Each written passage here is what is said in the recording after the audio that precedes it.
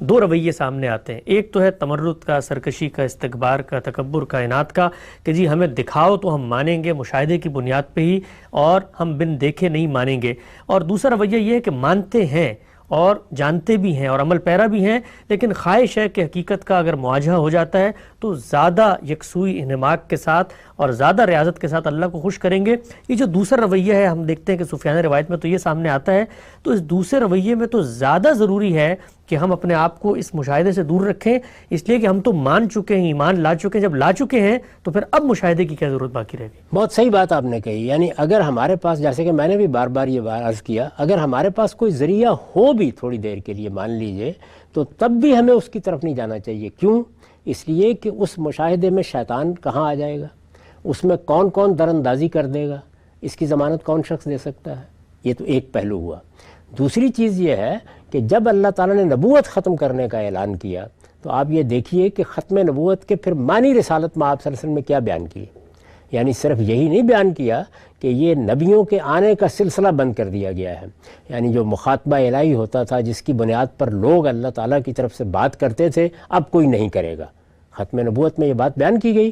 رسول اللہ صلی اللہ علیہ وسلم نے اس کی وضاحت کرتے ہوئے کہا کہ لم یبق من النبوۃ الا المبشرات.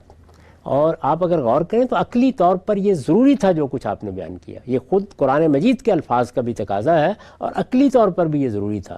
یعنی جب اللہ تعالیٰ کی طرف سے ہی معاملہ ہوتا تھا، تو اب اگر اللہ تعالیٰ کی طرف سے معاملے کی کوئی اور صورت کھلی ہوئی ہے تو وہ چیلنج کرے گی نا، خود آدمی کے لیے تذبذب کا باعث بنے گی. تو یہ فرما دیا کہ نہیں، نبوت یعنی اللہ تعالیٰ کی طرف سے. پہلی بات یہ تھی کہ میری طرف سے تو یہ ہونا ہی نہیں، اللہ ہی کو انتخاب کرنا ہے، وہی جانتا ہے کہ کس کا انتخاب کرنا ہے. اس کے انتخاب ہی سے جو دولت ملتی تھی، تو فرمایا کہ اب اس کا خاتمہ کر دیا گیا ہے. لم یبق من النبوہ، یعنی یہ جو مخاطبت الہی ہوتی تھی، جو اس طریقے سے اللہ تعالیٰ مشاہدہ بھی کرا دیتے تھے، سوال کا جواب بھی دے دیتے تھے، وہی بھی آ جاتی تھی، ان کا کلام بھی انسان سن لیتا تھا، اس سب کا خاتمہ ہو گیا.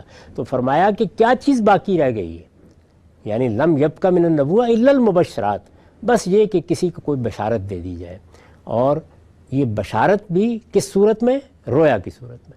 یعنی رویا الرجل الصالح، کسی نیک آدمی کا رویا، یعنی اس کو خواب میں کوئی چیز بتا دی جائے اور اس میں بھی واضح کر دیا گیا کہ اس کو کوئی بشارت دے دی جائے. رسالت میں آپ صلی اللہ علیہ وسلم نے مزید واضح کیا کہ اگر کوئی ڈرانے والا، اگر کوئی گھبرا دینے والا خواب آتا ہے تو شیطان کی طرف سے ہوتا ہے، اللہ کی طرف سے مبشرات. اور مبشرات ظاہر کیا ہیں؟ یعنی بندے کو ذاتی حیثیت سے کسی چیز کی بشارت مل گئی، کوئی مستقبل کی بات اسے معلوم ہو گئی، اسے اطمینان ہو گیا کہ میرے لیے اللہ تعالیٰ کی طرف سے فائز المرامی ہے. یہ بھی ذاتی.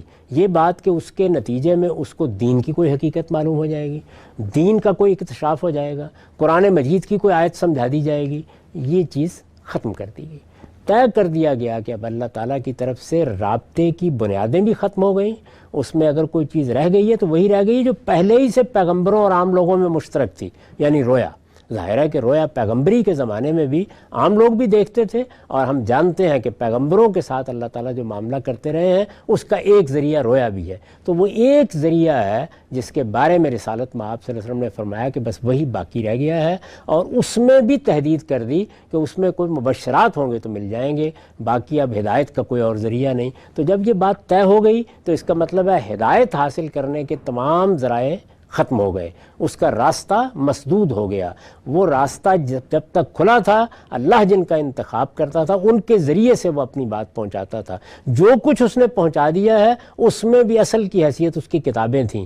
تمام کتابیں جتنی تھیں وہ سب کی سب یہی حیثیت رکھتی تھیں، لیکن جب ان کے حاملین ان کو ضائع کر بیٹھے تو اس نے اپنی آخری کتاب نازل کی. اور اب آخری کتاب ہے جس کی حفاظت اس نے فرمائی ہے. ایسے اسباب پیدا ہوئے ہیں کہ وہ حرف حرف ہم تک پہنچ گئی ہے، اور پورے اعتماد کے ساتھ ہم کہہ سکتے ہیں کہ وہ اللہ کی کتاب ہے. اب یہی ہے جو فرقان ہے، یہی ہے جو حق و باطل میں فیصلہ کرے گی، یہی تمام اختلافات میں حکم ہوگی. اس طرح خود قرآن نے اپنے لفظوں میں بتا دیا کہ یہی اصل ہے. تو میں نے اسی لیے عرض کیا کہ یہ فیصلہ ہمارا نہیں ہے، یہ اس پروردگار کا فیصلہ ہے. یہ فیصلہ پروردگار کا ہے، جو رستہ وہ طے کرے گا، جس چیز کو وہ میزان، فرقان، مہیمن اور حکم کی حیثیت سے اور اختلافات کا فیصلہ کرنے کی جگہ پہ کھڑے کرے گا.